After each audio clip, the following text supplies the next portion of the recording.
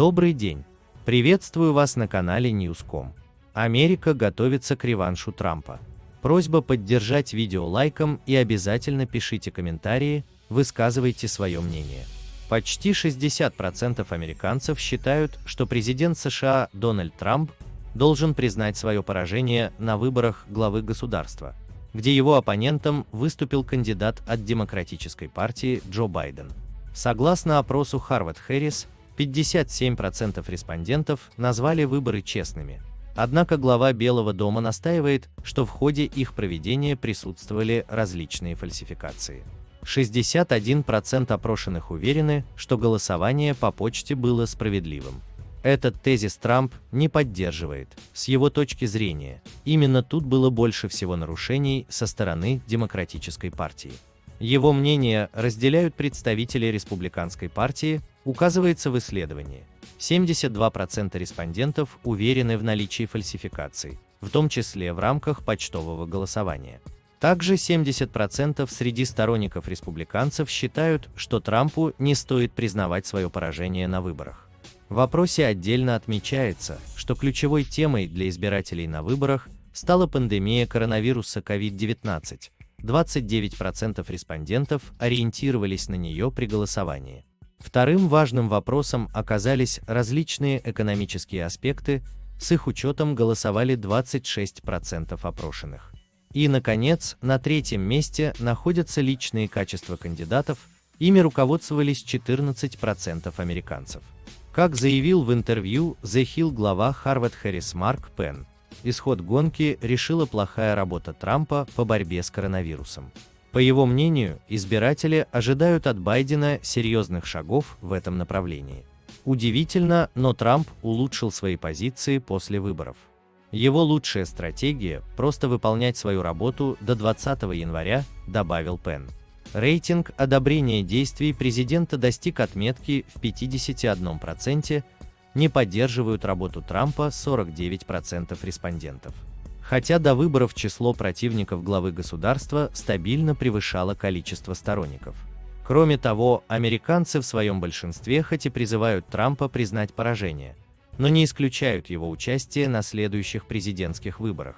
Эту идею поддерживают 47% респондентов. По партийным предпочтениям за повторное выдвижение действующего главы Белого дома 75% республиканцев и 24% демократов. Ситуация вокруг американских президентских выборов пока неопределенная, официальных результатов голосования до сих пор нет, они должны появиться к началу декабря, за неделю до голосования коллегии выборщиков. Именно оно поставит точку в противостоянии Трампа и Байдена. Однако ведущие американские СМИ уже называют демократа избранным президентом, поскольку по предварительным подсчетам ему удалось получить 306 голосов выборщиков, когда для победы необходимо 270. Трамп набирает 232 голоса. Пока кампания президента, добивающегося пересчета голосов в ряде штатов, не привела к серьезному продвижению в этом вопросе. Ручной пересчет бюллетеней был санкционирован только в Джорджии, и то он не принес Трампу лидерство в регионе. В других штатах суды не идут навстречу главе Белого дома, отказываясь давать ход делу из-за отсутствия веских доказательств каких-либо нарушений. Все это затягивает процесс передачи власти в США, но 24 ноября в этом вопросе появились подвижки.